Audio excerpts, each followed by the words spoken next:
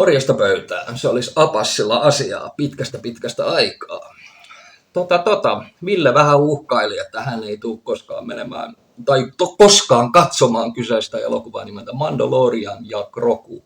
Ja meikäläinen sitten sai tilaisuuden mennä katsomaan kyseisen leffan Raisioon, Mylly-nimisen ostoskeskukseen ja Luxe-nimisen leffateatteriin. Kyseinen leffateatteri hän on pikkasen fiiniimpi, sanotaanko näin. Meinaan sitten siellä on sellaiset niin kuin suhteellisen päheät penkit, millä sä pääset vähän semmoisen lepoasentoon ja myöskin se on maksimoitu se sun elokuvakokemus silleen, että sulla ei ole vahingossakaan kukaan tuu häiritsemään sun kuvakenttään. Se on meinaan todella hienosti silleen suunniteltu, että ihmiset istuskelee paikallaan silleen näin, että ei vahingossakaan tuu sun kuvakenttään. Kyseessähän on siis ihan helvetin hieno sali. Siellä on, siis se on se Aisen, se ykkönen nimenomaan. Siellä käytiin muun muassa joulun tienoilla käytiin katsomassa Avatar 3. Ja oli kyllä kokemus, sanon minä. En itse elokuvasta varsinaisesti kauheasti pitänyt, mutta kokemuksena siellä elokuvateatterissa se oli jotain se. Joten nyt tuli tilaisuus käydä siellä katsomassa tämä Mandalorian and the Grogu, ja oli kyllä kokemus sekin.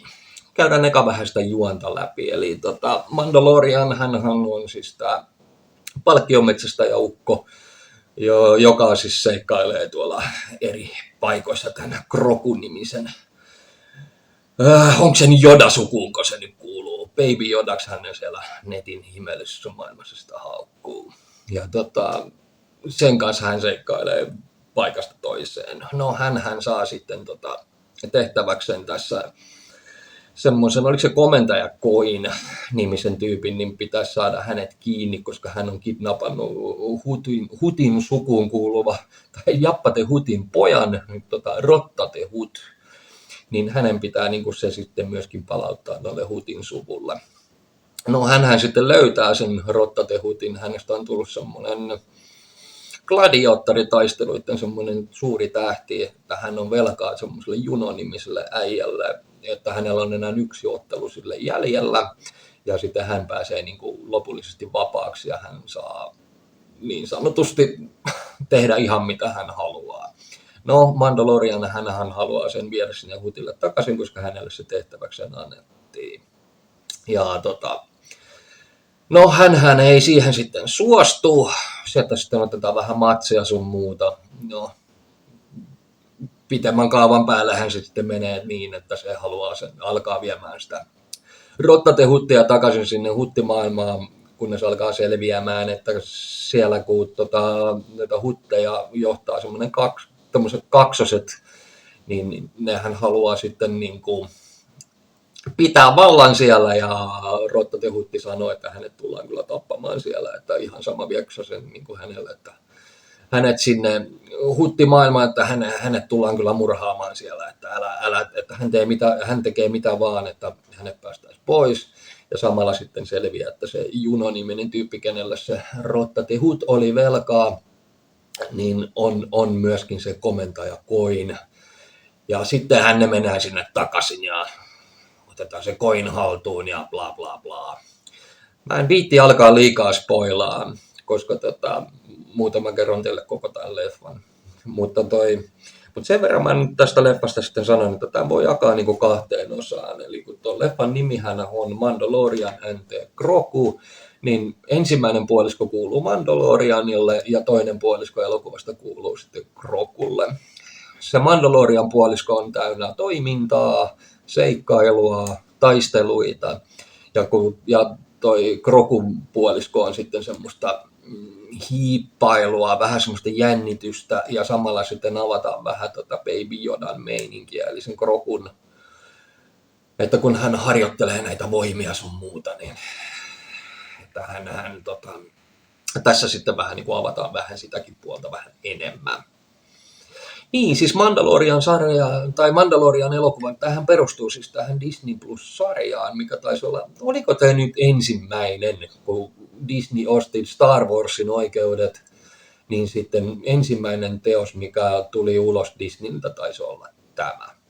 Ja samalla hän sitten ne teki siis niin kuin tämän episodi oliko se nyt 7, 8 ja 9, tuli kans Disneylle.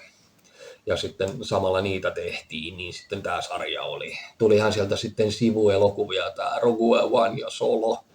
Ja mä laskeskelisin, että tämä oli myöskin tämmöinen sivuelokuva, mikä kuuluu tähän samaan juttuun. Ei varsinaisesti tähän Star Wars-tarinaan, mutta samaan maailmaan mennään. Ja kyseisen leffan hän ohjasi myös nimeltä Jon Favreau. Hän on syvästi nykyään Disneyssä mukana. Hän on siis esimerkiksi tämä Mandalorian-sarja ilmeisesti aika pitkälti käsikirjoittamassa ollut, osa tuottamassa. Yhden jakson hän tainnut ohjatakin sillä. Mutta muuten Disneyssä hän on muuten siis sillä, että kun Disney osti Marvelin, niin sitten hän oli ohjannut muun muassa Iron Man 1 ja 2.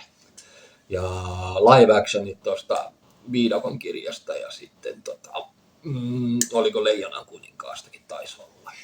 Mies tekee kyllä vähän mitäkin. Mulle hän on enemmänkin näyttelijä ja hänen ehkä se hauskin ja mulle tunnetuin rooli, mistä minä hänet aina muistan, on Friendit-sarjassa Monikan rikas poikaystävä, joka halusi välttämättä tulla maailman parhaaksi vapaaottelijaksi.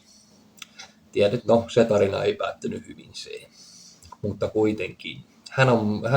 Mulle hän on niin kuin näyttelijä, joka on siirtynyt ohjaajaksi ja muun muassa tekee ohjaajana menestyksekästä uraa tällä hetkellä.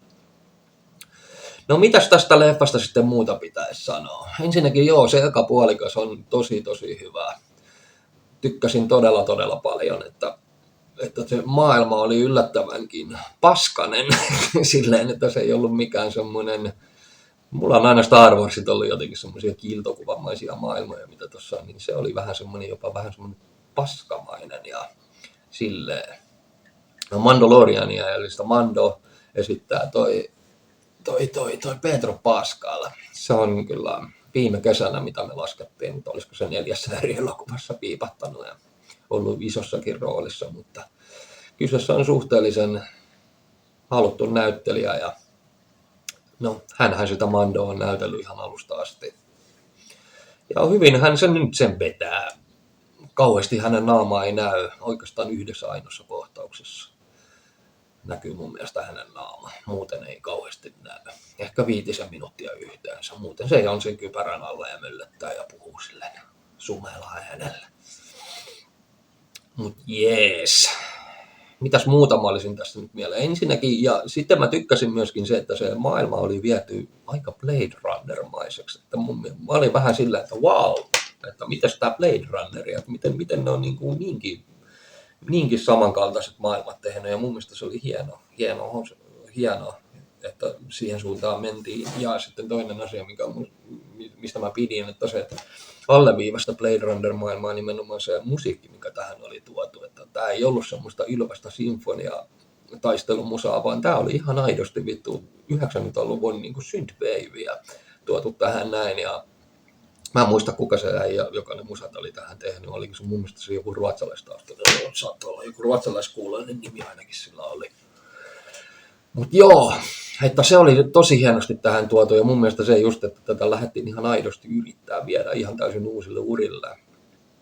Toinen homma on se vielä, ja sitten yksi juttu tähän, mitä piti sanoa tästä leffasta myöskin, että mun mielestä tämä ei ole enää ihan niin kuin kaikille pienimmille lapsillekaan suunnattu. Että tässä oli mun mielestä aika hyväkin väkivaltaa, että ei tietysti millään korella mässäilty, mutta tässä leffassa oli tosi paljon pelottavia kohtauksia ja mitä ei ihan näille perheen pienimmillä uskaltaisi missään nimessä näyttää.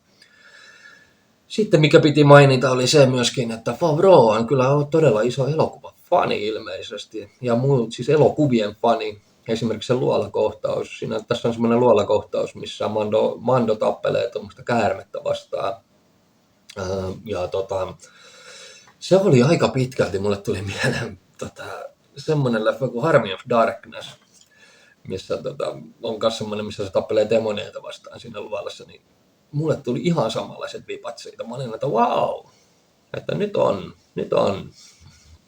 Että nyt on kyllä nähty vahvasti toi Army of Darkness ja ei millään pahalla todellakaan. Että mun mielestä se sopi hienosti tuohon kohtaukseen. Oli muuten aika pelottava kohtaus.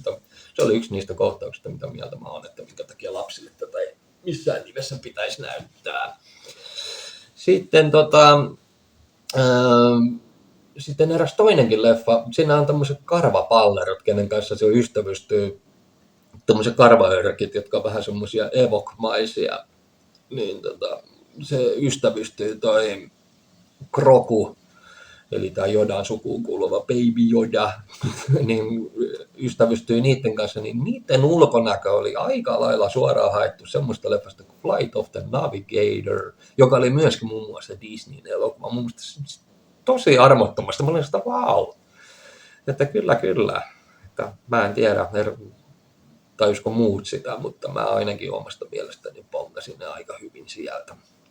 Mutta joka oli myös hyvä asia. Mitäs muuta? Elokuvan pituus oli yllättävän aisoissa pidetty, kun ottaa huomioon, että tänä päivänä niin elokuvien pituudet tuntuu olevan vähintään se 2,5 tuntia. Niin tämä oli semmoinen 2 tuntia 10 minuuttia olisiko ollut. Ja se oli ihan kivan pituinen se.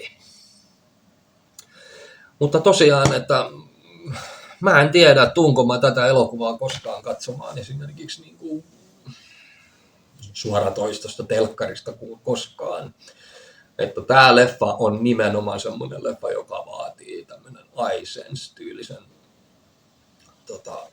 elokuvateatterin. Ja mulla oli tosiaan niin ilo ja kunnia päästä siis katsomaan tuolla Raisiossa se, ja se oli oikeasti, se leffateatteri on ihan jotain muuta. Mä en ole vastaavassa ihan montaa kertaa nähnyt. Tosiaan sanotaan näin, että toi Avatar 3, mikä me edellisen kerran käytiin katsoa, niin se oli jo omalaisensa kokemus, ja tää oli kanssa. Että jos leffateatteriin mennä katsoa, niin semmoisen tosiaan vähän parempaan elokuvateatteriin, niin tää oli just varta vasten tehty tämän tyylisillä elokuvilla ja toimi tosi hyvin. Ja plussaksi tosiaan täytyy sanoa, että niin tässä elokuvan parasta oli nimenomaan ne musiikit, tykkäsin tosi paljon. Ja muutenkin se elokuvan tunnelma oli vähän semmoinen, että tämä ei ollut ihan näille perheen pienimmille tehty, ja mun mielestä ja tämä viivas alle nimenomaan sitä elokuvan maailmaa, tämä Synthwave, mikä tässä alkaa soimaan, ja se toimii tosi hienosti. Ja mitäs muuta tästä pitää sanoa? Okei, oli kiva nähdä myöskin Sigourney Weaveria. Oli suhteellisen isossa roolissa. Tuntuu, että Mimmi tekee todella paljon meinaan skifiä. Ja sopi hienosti roolinsa. Mä en yhtään ihmettele, vaikka sillä omattaisi ihan omat polut tuolle Sigourney Weaverin hahmoille, että vaikka Disney keksisi vaikka sarjaan siitä tai jotain vastaavaa, koska tuli äkkisiltä ei mieleen mitään Star Warsissa olevaa niin kuin soturihahmoa, joka olisi saanut, tai semmoista niin kuin lentäjähahmoa tai tämmöistä hahmoa, jolla niin kuin jota olisi selitelty syvemmin. Niin. Mutta joo, en ala sen kummemmin tätä asiaa miettiä. Täytyy kyllä sanoa, että mähän en ole mikään Star Warsin mikään suurin ystävä, että mulle Star Warsit on aina nämä originaalit episodit, eli episodi 4, 5 ja 6, ja sitten siellä jossain takavanassa tulee sitten vasta toi, seuraavaksi tulee mun mielestä niiden jälkeen tämä Rogue One ja Solo. Mä meinaan episodi 1, 2, 3, 7, 8 ja 9, niin ne on mun mielestä niin vitun turhan päivästä paskaa, mikä niin kuin ei mulle uponnut niin kuin missään vaiheessa, ja en tiedä minkä helvetin takia niin kuin mä esimerkiksi kävin noin episodi 7, 8 ja 9 edes leffoissa kattoon, mutta kai se nyt vaan kuuluu käydä. Että mä en tykännyt niistä alkuunkaan, että mun mielestä nämä sivujutut, millä ei ollut varsinaisesti mitään tekemistä sen pääjuonen kanssa, eli Rogue One ja Solo, niin ne oli mun mielestä paljon parempia kuin ne episodielokuvat. Ja tämä menee muun muassa sinne kanssa. Eli se ohittaa kyllä nämä turhanpäiväiset episodioinnit ja menee ihan mun mielestä tämä on 4. paras elokuva, mitä Star Warsista on tehty. Eli tämä oli oikeasti tosi toimiva. Ja täällä oli hienot efektit ja hienot maailmat ja tehtiin kunniaa alkuperäiselle episodeille, muun muassa sillä, että siellä meni niitä robottinorsuja meni siellä vuoristossa, se oli hienosti tehty, eli se alkukohtaus oli siinä, tykkäsin tosi paljon. Ja mun mielestä muutenkin se tunnelma oli hieno, ja sitten se, että se Baby Yoda, mä oletin, että se tulee ärsyttämään tosi paljon, mutta eipä härsyttänyt. Mun mielestä Baby Yoda oli yllättävänkin siedettävä, sanotaan näin. Ja tuotin hän varmasti söpöyden takia se Baby Yoda tuohon tuotiin. Ja tosiaan se Mandalorian-sarja, mikä siis siellä Disney Plusalla niin pyöri, niitähän tehtiin 3 tuotantokautta. Ja ensimmäiset 2 tuotantokautta, nehän oli oikeasti todella suosittuja ollut, ja olihan se sitten ajan kysymys, kunnes tämmöinenkin sitten luotiin ulos. Ja nyt pitäisi varmaan arvosanat antaa, ja meikäläinen antaa Mandalorian and the Grogulle 3,5 tähteä. Itse elokuva kokemuksena annan 4 tähteä, reilut, koska toi Luxa-sali tosiaan Raision myllyssä, niin se on näitä, väitän, että top 3 Suomessa olevia elokuvateattereista on kyseessä. Esimerkiksi Tampereelta löytyy yhtään teatteri, joka ei pääsisi lähellekään sen Raision Luxen kokemusta. Toki voidaan puhua jostain Niagarasta, mutta niissä saas viihdearvot ovat ihan muussa kuin pelkästään niissä puitteissa, missä on. Tässä meidän puitteet ihanaa luokkaa. Tykkäsin. Ja tosiaan 4 tähteä tästä muuta tulee. Ville saa sitten tulevaisuutta silmällä pitää, niin saa nähdä, tuunko mä tekemään vastaavia videoita vielä. Ehkä tuun, ehkä en. Katsotaan nyt. Mutta tämmönen tuli nyt multa ulos ja Ville saa tämän jotenkin leikata kasaan. Mä laitan sen sille Driven kautta, niin katsotaan mitä tulee. Kiitos teille. Käykää ottamassa kanava haltuun ja kertokaa kavereille. Ja ennen kaikkea hyvää kesää ja muistakaa katsoa elokuvia. Morjes!